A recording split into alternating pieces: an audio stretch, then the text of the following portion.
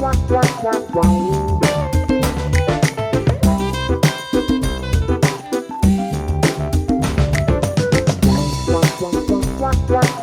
I'm Tom. And I'm John. And we're the co-founders of Hanson Frank Illustration Agency. In this series, we'll be sitting down and talking to our illustrators, finding out more about them, their artistic process, and the creative industry we work in. Welcome to our podcast.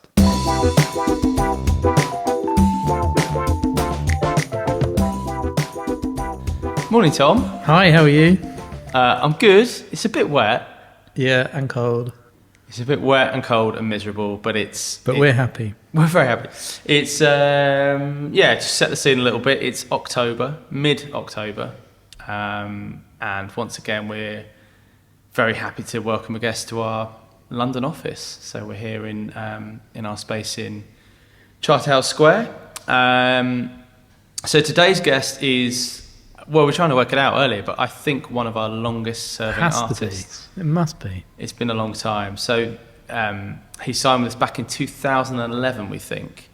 And he's also become, I think, one of our most prolific illustrators. So we'll talk about that a bit more in the podcast. But yeah, we're delighted to welcome an artist today who spent the last decade really becoming one of the most trusted editorial illustrators in the world, I'd say, working with people like The Guardian, The Economist, The New Scientist, New York Times, Washington Post. It's a long list. And in recent years, he's worked on a lot more kind of branding and advertising projects, things like companies like Stella Artois, Royal Mail, Johnny Walker. And today's come all the way from Dorset on the train to see us. So welcome, Matt Murphy. Hello. How are you? I'm all right. Yeah, I'm all right. Considering I've been on the train for 2 hours. I was going to say, what time did you wake up this morning? So I have a son. Yes. I wake up at the same time every day when he jumps on me. Oh, so, nice. Yeah, 7 o'clock. He's not too bad. 7 o'clock, 8 scheduled. o'clock train. Right. Oh, it's not too bad. I got up at 6. I've been awake. I got woken up at 3. 3? Yeah. But anyway, By it's the not youngest. a parenting podcast. It's not a competition. It's not a competition, yeah. So, start from the start. 2011, we think we first met? Yeah, I think so. Yeah, so we were talking about this, but so I was working with Paul Penson from Creative Review, and then we finished the job, which was a pitch for Johnny Walker, funny enough. Okay, yeah. And which we didn't get. One of many pitches for Johnny Walker that I didn't get until I did get Johnny Walker. And then me and you met in Carnaby Street, I think. Wow, your memory's better than mine. I mean, this is back in It the day. would have been Yum Cha. Yeah, it would have been. Actually, it would have been Yum Cha. So Yum Cha was a little cafe. That's it. Yeah, that we've met quite a Used to few do like illustrators in. flatbreads. That's right. Were we in the basement? No, we were upstairs. Okay, because You weren't there, I don't think. I don't think I was. We met a few illustrators there, but it had a really dark, dingy basement, which Okay, nice. if you were unlucky, you'd end up there. Well, it was good for discreet meetings when you had another day job, but anyway. I was going to say, did you take the illustrators you were going to take on, you took upstairs, and then the other ones you took to the basement? It wasn't that organised. But yeah, I think we met and how long had you been illustrating by that point? How long had it been? Full time since 2006, so quite a while, I guess. But I worked for a photographer and a photographer's assistant in London, and I'd started to kind of dabble a bit then. And he was very sympathetic, and he kind of encouraged people to kind of do their own thing whilst being his assistant. So I'd already started working for like the Indie and the Guardian and the Big Issue. And then in 2006, I thought I'd just take the leap. Okay. So and this photography background. So you were an assistant to a photographer. Yeah. Studio stuff on location. Yeah, he was a food photographer predominantly, which Okay. sounds a bit odd, but he was an absolute master of lighting. So he's just Andy Seymour is his name. Amazing at lighting stuff, and so we used to get these amazing jobs for like tea companies and stuff, and we'd end up doing these like multiple glass layers and then 10:8 or 12:16 over the top large format stuff. So Okay. As I say, this is film days, right? yeah. So I used to cycle the film up to Portobello Road. Oh, nice. Back And in in the the days where a lot of kind of fake food was used to pretend it was real food. Never underestimate the power of mashed potato. Please explain. So all the stuff you see, like lasagna, for example, right? It all looks perfectly layered. Yeah. Or like the Big Whopper, the Burger King, everyone knows that. So we did that, the original photograph. And it's all like, so there's a tiny bit of burger, which is cold and painted using Marmite. Or there was a coffee liqueur thing that they used to use quite a lot. I'm giving away trade secrets, not good. And but the rest of that burger would be filled with mashed potato. Wow. And then you just slide that bit of burger into the mashed potato so it would hold it perfectly. So you weren't eating the leftovers after the shoot? No, safe to although say.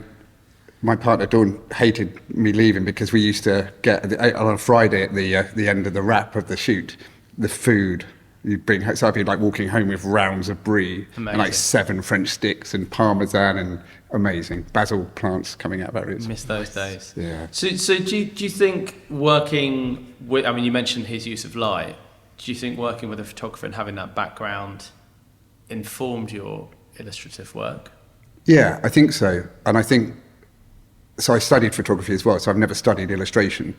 But I think that whole understanding of what light does and how it works on a subject, I think I've always tried to bring that through my illustrative work. And composition as well. Yeah, very much so, yeah. I think your work really kind of looks into interesting compositions a lot. Yeah, and something I've pushed more and more, probably recently, I guess, to try and make it to stand out, because there's so many, and on computers I worry that it all looks similar sometimes, you know? And so for me, the way to make something look different is to try and really push that composition. So I tend to like sketch out quite a basic composition and then go away and think about how I can make it look Dynamic, like really dynamic, yeah. I studied photography as well, and there's a book, I think it's called The Art of Photography, and I feel like every single, and it goes through, you know, one topic's on composition and then lighting, but I feel all of that is transferable to illustration. 100%, yeah, because, and all art really, because it's all compositional. Yeah. And I think once you get that down, and then the evil nemesis of colour comes into play.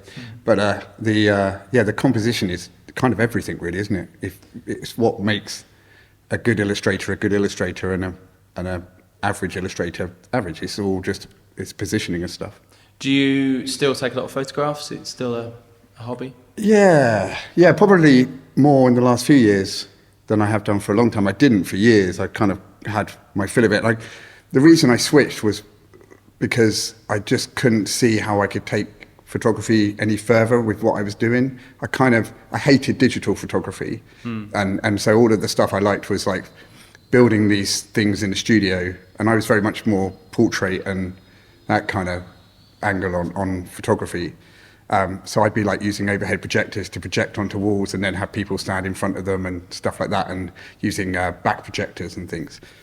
And then the processing of the film in the darkroom, that was just the magic of it. Yeah, and then as soon as that was gone, it was just like, oh, what? And again, back in the studio, having had all the cameras upside down and having art directors having to almost contort themselves into some yoga position to even understand what they're looking at, to suddenly they're all there with their iPhones and they're standing there looking at this screen going, oh no, can we move back to there? And, and it's like, oh, this. And I discovered that I didn't really like being in the same room as clients while I was creating. Right. So that's interesting. So maybe that's something that fed into... Yeah, I think so. I quite liked working on my own. So it was, And then so I just kind of fell into creating, and I didn't even know really that I was creating illustrations at the time. I was just creating something a bit different than what I was doing before. And what software were you using at this point? Photoshop. Okay, so straight into Photoshop. Yeah. Playing around. Yeah, with a mouse, doing that a lot. Do you remember, was there a particular image that you remember being kind of a breakthrough and thinking, okay, maybe I want something here? Yeah, so the first job I did for The Independent, there used to be a magazine in London called Talk of the Town. Do you remember that? It was a London-only supplement that used to come in the Independent Saturday magazine. And it was all full of poetry and stuff. And I got a commission with Caroline Roberts, who was the art director. Yeah. And so she gave me this commission to do a short story piece. And it was just like an American house, washing line, and a tornado in the background. I've still got it somewhere. But it was that I thought, okay, I know what I'm doing now. And obviously, I'd read that paper for years. It's one of the reasons I got into photography was because I used to see the independent photography awards. Yes. And like Don McCullen and stuff like that with, and so I finished that and just thought, I might know what I'm doing. I might get away with this. Well, I still think I'm getting away with it. It certainly took off. I mean, I mentioned in the introduction that you have been one of our most prolific illustrators. And there's a story that I always tell when I'm speaking to grads about you, and about the fact that one year you did 100 jobs in one calendar year, which... That's never been beaten. Well, it's never been beaten. And if you break it down, it's, even if you don't factor in kind of holiday and Christmas, it's more than 2 jobs every single week. Yeah. And I remember just, we were kind of astounded. We knew you were busy, but we hadn't quite realised the extent. And when we realised what had happened, I think the first thing we did was send you a crate of beer.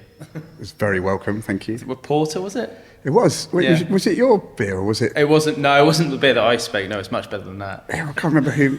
It was a brewery up in Tottenham, I think. Yeah. I can't remember the name. It was very nice. Yeah, we sort of thought you deserved a case of beer, but I remember sitting down and talking with you in the new year, and once we kind of got over the achievement and congratulated you, I think we all decided that you couldn't have a year like that again. No. Yeah. Because that kind of level of intensity and those quick turnarounds is not really sustainable. So we took kind of a long-term view on it, and we talked about how we could try and find you less work, which is not a thing for an agent to say, but less projects that would pay you more money, essentially. Yeah. And I'm really pleased to say that we kind of achieved it between us. Smashed it. Yeah.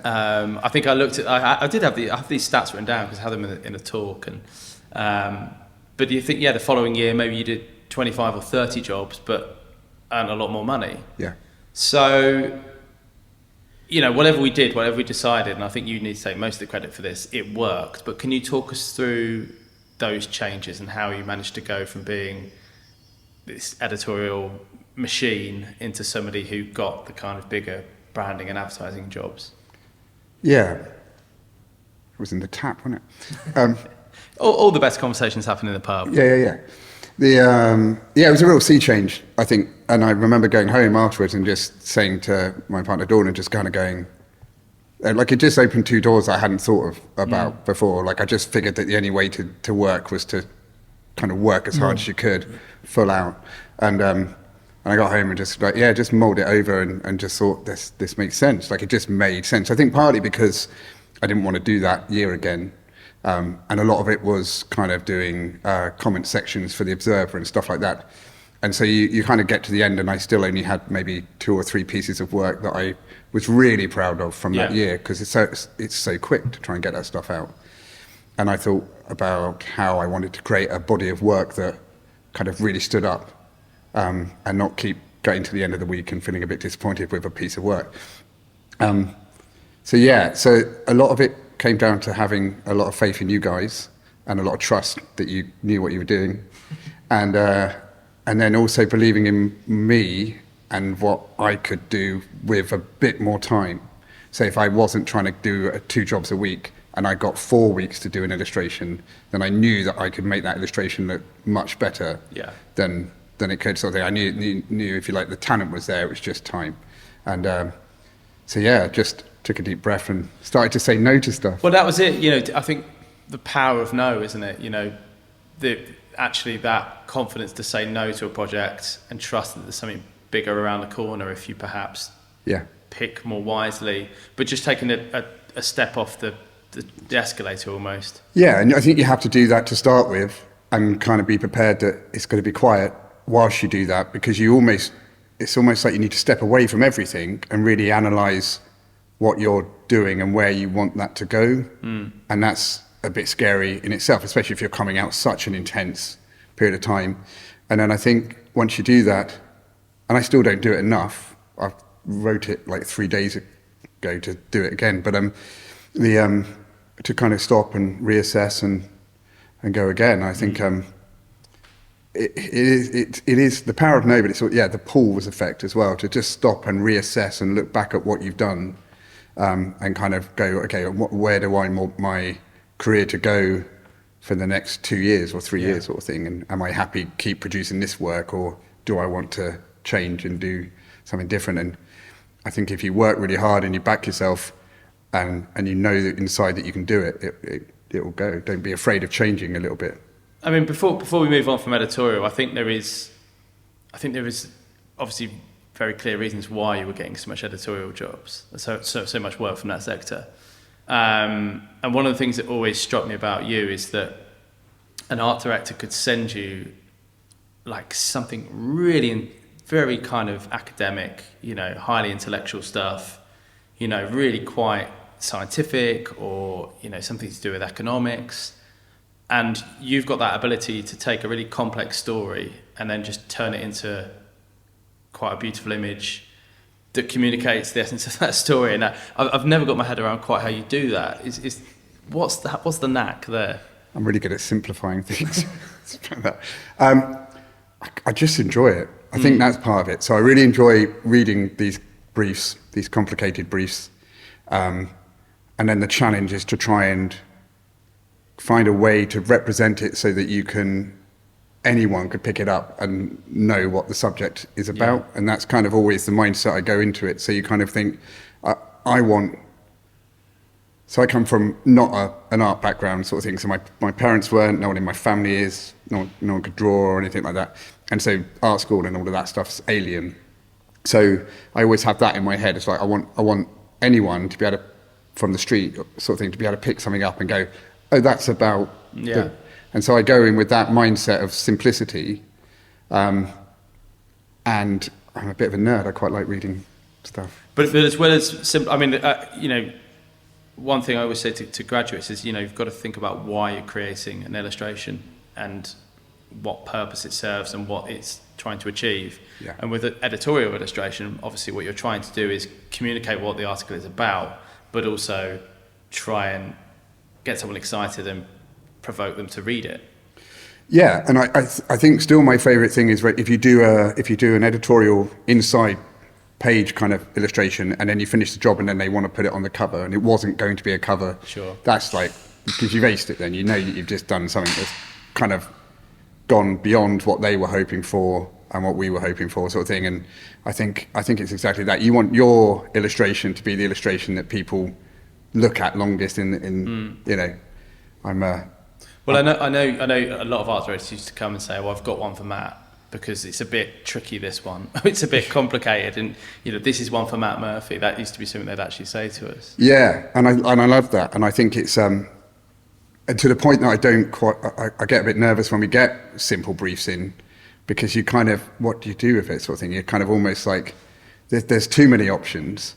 Then I get a bit like, I'm not sure if like I could do like 30 sketches here and they can all possibly tell the story. Whereas generally speaking, if you've got quite a complicated brief, you'll be lucky to get the 3 sketches together. Sure. How many do you normally do a lot of sketches before sending them over? Yeah, so I do. So I still sketch in my sketchbook, and so yeah, depending on the job, I know sometimes you can do it in like a page and you've got it, sort of thing, and sometimes it's like 7-8 pages of sketches, but they're only little thumbnail sketches. Yeah. And then once that's done, that's when I draw up the 3 that I like. Occasionally I do 4, but normally it's 3. So that's a part of the process that clients don't see? You don't share those with clients? The terrible sketches in the sketchbook? The really awful, terrible sketches. Yeah, they're the stickmen. Because that transition from editorial to advertising design, I think the other thing that's changed in your portfolio is you do fewer illustrations now that have that sort of hidden narrative, where I feel like your older portfolio was a lot about that. Was that a kind of a conscious thing to do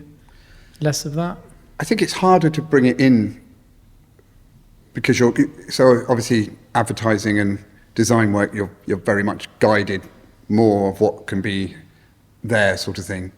Whereas in editorial stuff, there's more freedom. Yeah. And so you can kind of get away with putting more into it, sort of thing, and more messages and meanings. And again, like with the complicated briefs, sometimes you kind of need to do that to tell more of the story. Yeah. Because if you took it out, then it wouldn't make sense.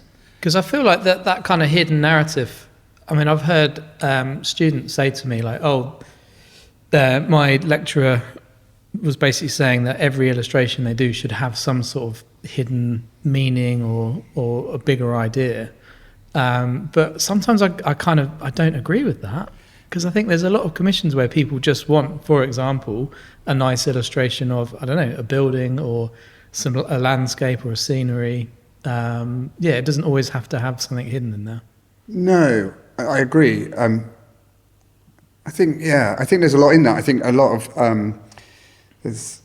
it's a thin line, isn't it? Almost surrealism, if you like, of like putting things into illustrations, and I'm not sure half the time they need to be there. But the other danger of if you have a portfolio of just that work, you're only going to get editorial commissions. Yeah, and again, that was something I realised around the same time, was to try and simplify. That all came as part of the simplifying of the work, to take some of the editorialness of it out.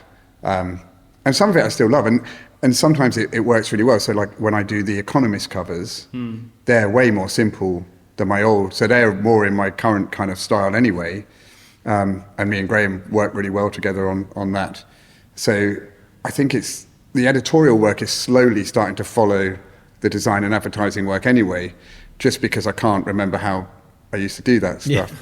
And I don't want to... Don't want to reawaken that part of your brain. Not really, no, not fully anyway. But I kind of prefer the storytelling side of it now. It's like when I do my own personal work, like the Mingus one, I really enjoyed creating little pockets of scenes within the scene, and it's almost that's replaced the meanings, is now creating as many little scenes as possible. Yeah. Something you mentioned earlier, the nemesis of colour. What did you mean by that? I hate it. Interesting. Stresses me out. I want a book that just tells you the perfect colours to put with everything in every scenario of everything you could imagine, and then I'd be happy. I think it's like, because I get the importance of it so much, and it's just so important, and especially because my work's simplified a bit, it's become more important, I think. And I just spend hours. I probably spend longer thinking about the colour than I do doing the sketches. So, and I've spoken to Paul Blow about this as well, and he's brilliant at it, but he has the same problem as well, apparently. So, and it's just, you're just kind of just trying to find that amazing combo, and also to try and use as fewer colours as humanly possible. Yeah. It's those combinations, isn't it? And it's, sometimes it can be as simple as something that's seasonal, or just a colour that's particularly on trend. Yeah. But I find that artists go through phases. An artist will go through a blue phase, and then they'll go through a purple phase. And yeah, that's really true. Sometimes if you look at, because obviously the Instagram grid is chronological. Sometimes you see these patterns when you take a step back and look at it as a grid. You can see the kind of movement in colour through someone's work. The blue and pink stage was strong for a while. Still there, really, as well, isn't it? It hasn't really gone away. But I think you're right. I think it's you can definitely see it on social media. It kind of, everyone just drifts towards the same kind of theme and colour. And what do you think drives those shifts? Trend is a funny thing, isn't it? So I was always taught that fashion leads everything. Yeah. So if you kind of break everything down, basically whatever was at the 2022 fashion show will be what's popular in 2023. And it kind of rules everything creatively. And I stick with that, really. So I think a lot of it comes from that.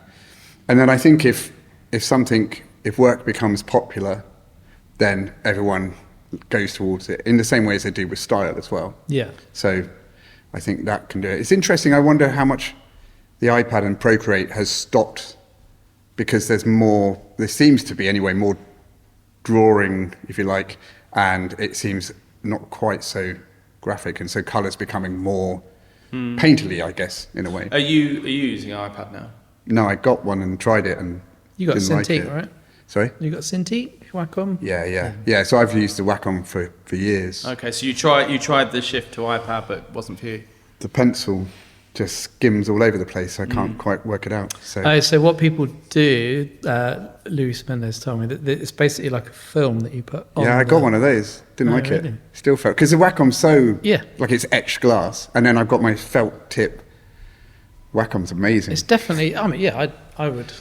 It's a Marmite thing. Yeah, but I don't need to. I've got a studio, so I'm not out and about, and I'm always very envious of the people when they whip out and it looks great, brilliant. But So tell us about your studio space. You live down in Sherborne, yeah, which is Dorset, it is just over the. border. Yeah, on the border with Somerset. Yeah, in West Dorset. Yeah, okay, and it's an interesting place because I mean I know it quite well, but it's traditionally I would say it's been a kind of somewhere where people perhaps retire with quite an aging population. But I know you said to me that since lockdown there's been a kind of mass exodus of people moving in. Yeah, and part of that is the surrounding area. So we're not that far away from places like Bruton Yeah. and Frome, and that's kind of the trickle effect, if you like. If they're like the cultural hub, if you like, it's starting to trickle out. And so we, in lockdown, it was bizarre. We kind of, obviously, there was more space for people to move into, and so a lot of the London creatives and people were moving down, and already, like now, we've got a second wine bar, wine shop, which is very cool. Got a record shop now. Oh no, I've been in there. I've been in there with you. Yeah. Spending too much money. We did. Do you have French jazz, I see, something like that. Do you have a shop selling Yeti coolers? Selling what? You know the Yeti, the really expensive cool boxes. Yeah. Like every kind of shop. We've has got one like of a those. really good outdoor shop at Yeah, the it's top. like 400 quid for a cool box. Yeah. Do you have one? No comment. Yeah, let's edit this bit out. Yeah. Yeah, I really hope they're really cool. Yeah. But yeah, because you had a house there, you moved to a new house, but you've built this kind of purpose-built. Well, you've converted a space to be a studio. Tell us about that. Yeah, so the house is like 220 years old or something ridiculous. And it came so we're on a little terrace. There's 6 houses and each one's got its own outbuilding. But there used to be washrooms because they're all connected to the old part of Sherborne and the farm. And so one of the reasons we bought the house was that could do as a studio. And so after years and years of working in it, and not doing it up, I finally got around to doing it up. And so, it's 1.5 meters away from the house. What a commute. It's amazing. It's amazing. So but you got as a you know, lovely because you both got stone children, floor? it's a really, really important 1.5 meters. So. Absolutely. Did you put a nice stone floor in, or I seem to remember some? No, it's white elm. Oh, right. Yeah. So my friend's a miller. His name's Miller, and he is a miller. And I went to him and said, "Have you got any nice wood?" And he produced this beautiful stuff. So I put that down. Yeah. But thick stone walls and. Yeah, really thick stone walls, which I've had to tank. Oh, really? It's really damp, thick Yeah. stone walls. And a beautiful, great big square window, which looks out to the car park. But it's lovely. It's got little stable doors. And so in the summer I can have that open. And Is it nice and warm in winter, or? it's all right, actually. Yeah, I think because the stone walls kind of keep it in. It's not too bad. Yeah, didn't used to be all right, Yeah, but now yeah. it's okay. The tanking's really helped. And I just have an electric heater. So yeah, it's pretty cool. I love it. It's my little space. Little bolt hole, Yeah. And I've got the stereo it's Keeps good. you warm, yeah. Keeps you warm, yeah. And the walls are thick enough that I can turn it up pretty loud. So. Well, yeah, I've got music on my list, but we'll come back to that at the end. So going back to this idea of you gravitating away from editorial, moving more into advertising and branding, was there a particular project that you felt was a big breakthrough? But so the Johnny Walker job. Okay, I thought that's on my list, yeah. Yeah. So tell us about Johnny Walker. It was a dark winter. It was an amazing job, and it was a weird job because they'd already chosen me to do the illustrations before even contacting us at all. So all of the layouts were done by their own illustrator in-house, but with me working on it in mind, which I didn't find out until we started the job. So it felt like a match made in heaven, and the reason it was is because they'd kind of... A bespoke brief for you. Yeah, right, exactly. Lovely when it happened. And then so I thought, and I remember chatting to a friend of mine about it and laughing and kind of thinking, I think this would be really easy because basically they've drawn everything they want, and so all I've got to do is just redraw it and then basically colour it in, and I was very, very wrong. Not so. So just to go through it, so this is packaging. We're talking about limited edition boxes for expensive whiskey. Yeah, so it's their black label and their double black, I think. And they were, so it's their city series, they called it. So they'd taken one iconic city for each of the 8 bottles, I think it is. And they were selling them only in that city. So if you went to Kuala Lumpur, for example, that would be the only place you could buy. Was Mumbai one? Yeah, Kuala Lumpur, Mumbai, and other ones. London, Paris. You've blanked it out. I have blanked it out. No, but it was just really, it was, as sometimes these things are really good, it was a real kind of like full-on way to get your head into advertising, because it was 3 months of non-stop work, really, and kind of had to end up working pretty much 12-hour days. Yeah. Just because it was so intense. The actual illustrations, I don't think I've ever created anything as detailed as that. I mean, they're absolutely beautiful. And on top of that, there was a great amount of work and a really good quality of production put into the actual manufacturing of them. So they looked amazing. Yeah. And they won awards, right? Yeah, they won the Drum Award, which was great for that year. So, which was brilliant. And Bloom were brilliant. Like, you know, it's nice when because sometimes if you can feel it kind of, the workload's kind of building and building, and maybe it was more than you had imagined it would be, it can be tricky. But actually Bloom's support on it, and they got that actually what we're creating here is a bit more than maybe even they thought we were going to create to start with. And they kind of got behind it as well. And it was lovely. And we produced something that was remarkable in the end, I think. And I still have them with the filled whiskey in my studio. Amazing. And I haven't opened one. Oh, so you haven't tried any of them? No, I don't. Interesting. Like whiskey that much. But how, and winning awards? Yeah. Because some people play it very cool and say, you know, awards don't matter. I run around like a child. You were pleased. I mean, tell us, how did you feel winning an award? Yeah, love it. Yeah, and I'm just... It's a weird thing, right? So, because you work on your own, pretty much. Most illustrators work on their own in a studio. And so that recognition that outside of your bubble to yourself, I think is really important. And I treat it as what it is. And I know it's very subjective, and I know trends affect awards, and I'm very aware of that. So I tend not to get too upset if I don't win or if I don't get selected for the AOI. Do you enter AOI every year? I do, yeah. And I used to, because it's changed, the format's changed, isn't it? So it used to be the book, and so it was relatively easy to get into the book. Yeah. Because you take it, and I actually generally do prefer the World Illustration Awards. I think they're a good one. And I've got shortlisted. I think the Johnny Walker stuff got shortlisted. Yeah, I thought it did. Yeah, but I've never. No, it got longlisted, but it didn't get shortlisted. It frustrates me with awards that. I mean, not all of them, but a lot of them are just all online now. Yeah. Even that, I mean, we get asked to judge some awards, and I remember probably pre-pandemic, everyone would meet up. You'd have all this work on the table. You'd look through it. You'd discuss it. Yeah. Now it's just this sort of online voting mechanism, and it just feels very sort of distant and not as enjoyable as it used to be. It's hard to get context, isn't it, from looking at work on a screen. Yeah, I wonder, would you have found yourself influenced by being in a room with other people, though? Like if somebody went, hey, that's amazing, would that... I think what's gone is that discussion. Yeah. You're like anything. You sat in a room where you're talking about art, someone says their opinion, someone else says their opinion. I don't think that would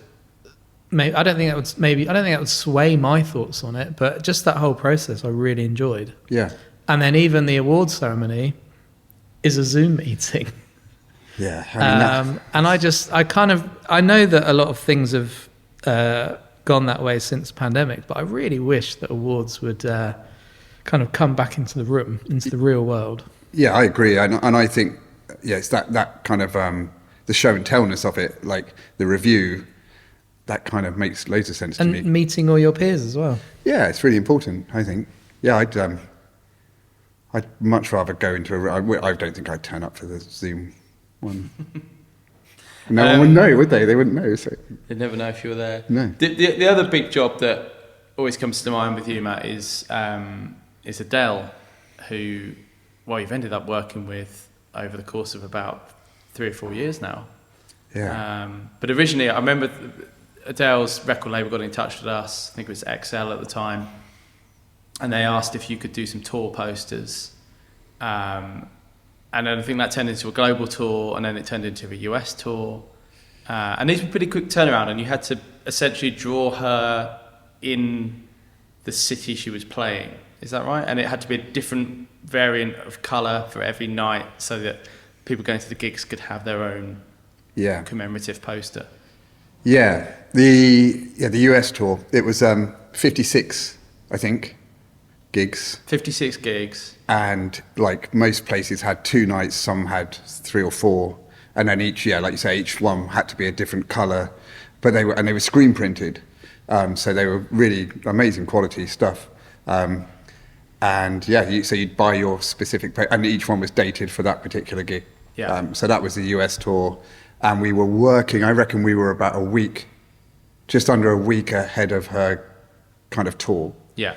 So we had to kind of finish on the Tuesday, and then the poor screen printers somewhere in the States had to get them out as quick as possible. And I think there was like 50 of each. There wasn't many. Yeah, it was we were receiving emails sort of saying, "Oh, I wasn't able to get one for this Still city." received them, yeah. Were you receiving them as well? I got one last week. Oh, really? For the 2016 tour, So I'd imagine Adele fans are pretty intense. Yes. But also quite warm and loving, I'd expect. Tell me about Adele fans. Yeah, no, they're great. They call themselves daydreamers now. Okay.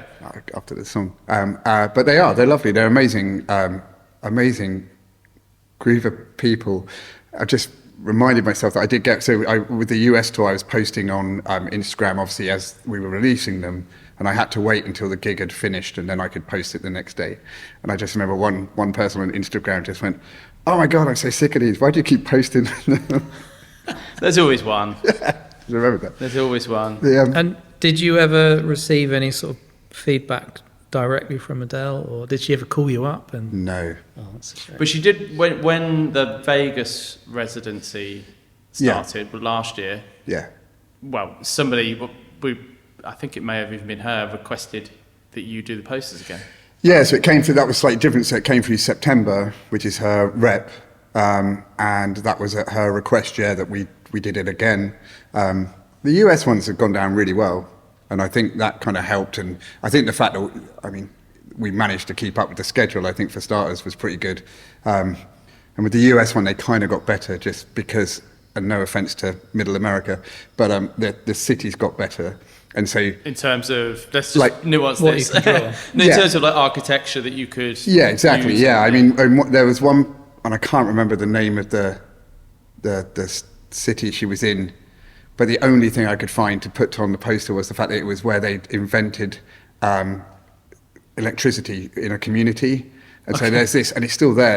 Although it's reconstructed, there's an electrical pylon in the middle that goes out on wires. That looked great, though. And it's an amazing thing, to the point that I want to go there and see it. Yeah. And I can't remember. I should be able to remember the name of the city, but and that was it. But then obviously, and then LA was a bit easier. And you say New York was simple. Different. So 56 color variants. And and you had to find. Yeah, my love of colour. Well, I was going to say... Did you ever just use the Photoshop hue and saturation slider? If I had now, I'd just use AI. Oh, really? No, I wouldn't. But, I thought you were being serious. I'm scared. I'm not even... Photoshopped suddenly looks like it's alive. But I think your background in editorial and the fact that you were used to working at that kind of quick pace probably was a great... Yeah, you learn how to cheat stuff really well in editorial. Like if you're having to... So you can learn to kind of make stuff... So you just got to be really organised. So, like, if you're doing a really quick brief, just everything has to be like your layers and everything else like that have got to be really super organised, because there's no time to get all lost in the creative process sort of thing. And I think that really helped with Adele. I think in the end we ended up with like 12 different silhouettes Yeah. and kind of just shifted them a little bit to make them different enough sort of thing, or changed the shading on them sort of thing so that they stood out. Because if I'd have had to have done 56 different poses, I don't think anyone does 56 different poses. Did they send you them? They did. Oh, wow. So you've got them all? Yeah. Well, my mum's got one, Okay. but apart from that, yeah. Adele used to live at the end of my road in a flat in West Norwood. Did she? Yes. Did you ever meet her? I don't think No. she lives in... No, this is kind of West Norwood's claim to fame. Yeah. Surely she's moved out of Norwood now. She has, yes. She lives in LA now, doesn't she? I think Yeah. so. Yeah. She has so. multiple homes, from what I hear. And then she moves around. That'd be nice, wouldn't it? Yeah.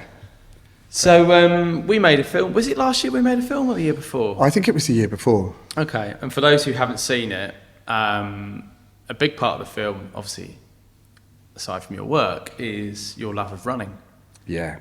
So check out the film if you've not seen it. Yeah, if you Google handsome Frank Matt Murphy film, I think A little film about Matt Murphy. Yeah, should there you bring it go. up. But yeah, how often do you run? Pretty much every day now. It's escalated in recent years, isn't it? Yeah. Yeah, a lot. I do at least 5 days a week. Okay. And then weekends happen. You've got really fast as well. Yeah. But it's the more you run, right? Yeah, sure. The stronger you get. And I think that was it. And I'm really lucky where I live because I get to go on really cool runs. So, and it's really hilly and that helps as well. But yeah. So we filmed you. I think we used a drone actually, wasn't it? There on the shoot, yeah. But it was like a very misty morning, and you're off running down these country roads. It's very idyllic. Dorset at its finest. But you talk a lot on the film about how running helps you. It helps your mental health, but it also helps inform your work and helps you kind of form a daily routine. So just talk us through what you see as the benefits of it. Yeah, I mean, I suffer from anxiety, and that leads to being pretty low sometimes, and so I needed to do something. And weirdly, it started when my son was born. So not the anxiety, but the running, because I needed something to switch from waking up in the morning early with him, and whilst kind of my partner would sleep in, obviously having been up in the night, and then that like 8 o'clock in the morning thing of handover, and I just couldn't go straight to work. Yeah. And so I just started running, and so that's where it came from. And then I just noticed other things like just being able to breathe a little bit easier and feeling calmer. And then as it's gone through, then I started to realize actually I'm actually feeling less anxious, less often, and less nervous about work. And we do a great job, but it's pretty pressure intensive.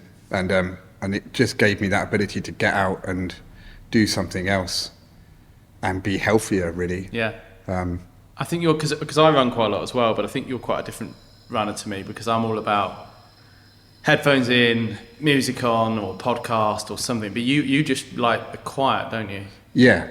I don't run, mostly from a fear of being run over by tractors.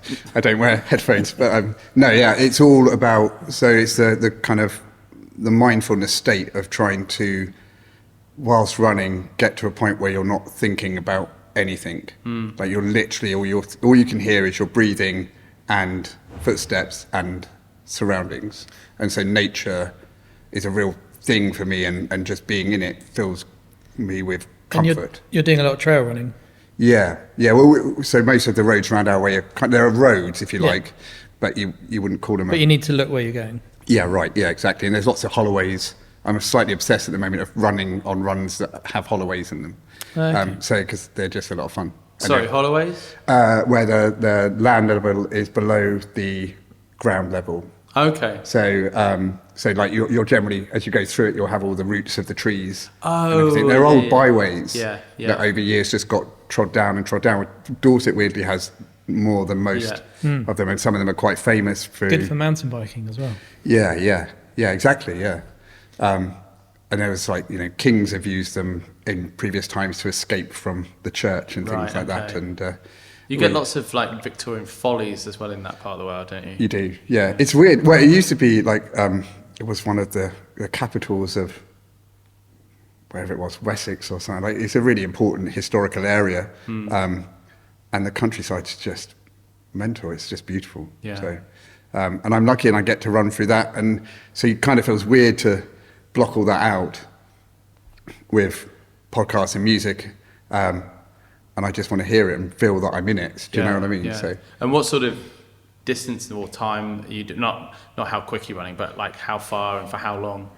so I try and do between 40 and 50 a week, and then I mix it up. So I try and do at least 2 that are like proper distance, like over 15. Yeah. Like say 12 to. I keep trying to do half marathons, but weirdly that's really hard where I am to go out far enough. And yeah, it's a weird thing. But yeah, so that's the dream. Like if I could do that every day, I would. But I have deadlines, and you know that's an hour and a half of your day. Do you look at statistics of your runs? Yes. Oh, really? I'm really competitive. Okay. I try I not thought you'd to say be. no. I thought you were somebody that was completely off grid when you ran. No, I'm fully immersed in Strava. Yeah. Okay. Yeah, but it does just come down to the competitiveness of doing it. But I'm not competitive against other people. It's only, No, you're trying to beat yourself. Yeah, right. Yeah. So I love just planning routes as well, which is, I mean, it's just trying to find a new way to extend the runs and stuff like that is part of it as well. But yeah, I want to be as good as I can be at running, as I do with everything. I So do love the Strava end of year review where it gives you all your stats. it's great, isn't it? It's nicely designed as well, actually. It is really, really lovely. Yeah. Yeah. But yeah, no, so Strava is and that's the only thing, so I run with my watch, and that's the only thing I keep an eye on, really, that breaks me out of my attempt of mindfulness. Yeah. But also, and it comes up in the film, but it's also great for working through briefs as well. So, you know, if sometimes you can't always reach this kind of like empty-minded state, and 90% of the time it's either my son that stops that from happening because there's something I've got to think about, family related or something, or it's work. Yeah. And so sometimes it's really good to use that process to go through and problem solve what I'm doing. And to go back to colour, the amount of times I've been on a run and seen that, like you were saying earlier on, like just seeing like a leaf or a weird bit of paint or something, and just kind of gone, Yeah, there we go. oh, that's it. Yeah. Yeah. It's helpful in many ways. Oh, absolutely. Yeah. You get out there and the universe gives you the answers. Yeah, I think so. Yeah, I think so. And we talked a little bit about music and the fact you've got the studio space, but I know you're someone who loves vinyl and you have a lot of records, listen to a lot of jazz. Too many, some might say.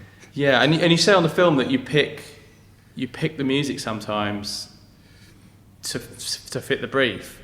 Yeah. Tell us about how does that work? How in your mind does music fit with images? It's got a name, I think, and I can't remember what it is. But yeah, so it's about the mood of it. So once I know what I'm drawing and what we're creating, then I know what the mood is of that piece I want it to be. And it can be even a piece that I'm working on now, which is quite a technical thing. You wouldn't think there's much emotion going on in it, but it has, because it's got sky. And as soon as something's got sky in it, then you can you want to set that feeling of early morning or evening. And then so the music comes from that feeling of like, okay, so what would if I woke up on a misty morning, what would I want to listen to when I'm thinking about that? And then so you go through that process and, you know, pull out Sigaros or something like that, because that autumnal morning soundscape sort of stuff, and it just comes from that. And so it's not led by kind of colour or anything too weird. It's just, for me, about creating the mood, so that when I'm in the studio, the mood of the studio is the same as what I'm trying to create on screen, if that makes sense. And are you streaming, or because I know you've got a turntable, but yeah, surely you're up and down all the time putting it depends. Over Yeah, I kind of depends what stage I'm at. So sketching, I'll have it more on vinyl, because I don't mind getting up and down then, because I can still think when I'm getting up and down. Yeah. But generally, as the job goes further and further on, and we get down to the kind of the detail bit, I'll probably switch over to Apple or something. Yeah. So, but wow, yeah. Interesting. Yeah. Plus, there is only so many times you can get up and down to turn over a record. True. I want one of those old ones where it lifts up and Flips it. Flips over. Or a jukebox. yeah, that's why I need a jukebox. Yeah. And what are you listening to at the moment? Any you've usually got a recommendation for me. I'll put you on the spot. I posted it this week, but the new Melanie DiBiaso, Okay. she's just done a new album, which I didn't even know had come out, but it came out on the 13th, I think. But it's about her journey through Italy.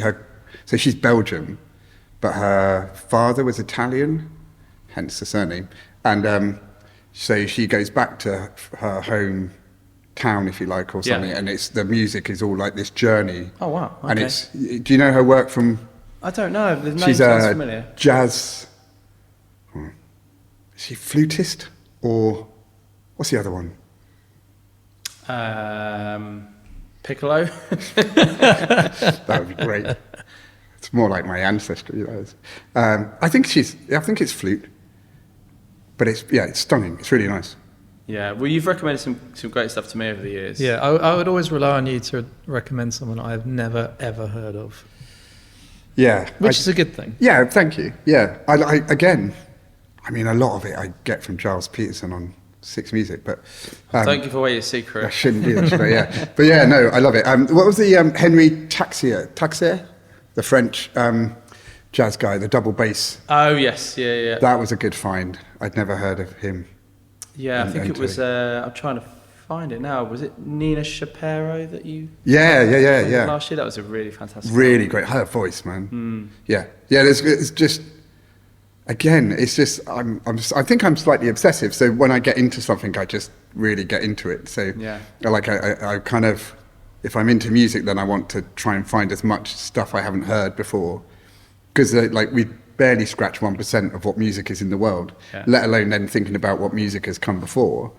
And then the fun of it is then to look at the train, so you kind of find where sources of music come from and then go back through history and kind of follow see. It. Yeah, and obviously everything ends up with choral music or folk blues in America sort of thing. But it's that journey in that line and where it comes from. I'm really into music that's not made in Western world at the moment, just because I kind of feel a bit oversaturated by it a bit.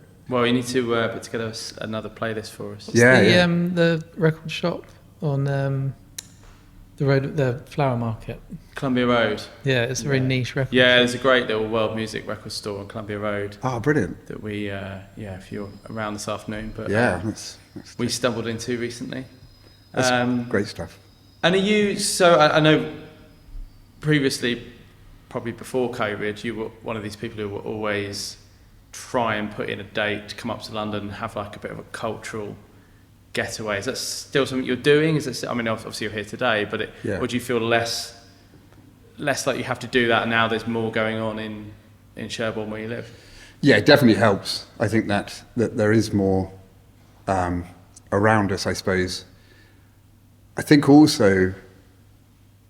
No, I still love coming up here. It hasn't changed. It's a different vibe. It's a different like that moment of getting off the train at Waterloo sort of thing for me. And I'm really lucky. Like I get off and I hit the South Bank straight away, which is still one of my favourite areas as well. So I think, for me, I'm off to Tate Modern. I was going to say, what you're doing this afternoon? Yeah, there's a Gustav, is it? There's a new exhibition on the Tate. So great. And there's something good in the Turbine Hall at the moment. Yes. You can walk from here to Tate Modern quite easily. Yeah.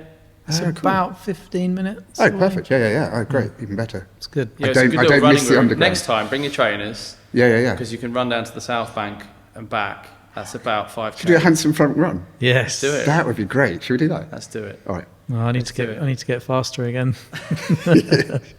Well, Matt, thank you so much for coming to see us. Pleasure as always. And have a fun afternoon mooching around London. Thank you very much. And if you'd like to know more about Handsome Frank and our artists, check out our website, handsomefrank.com. Thanks very much for listening.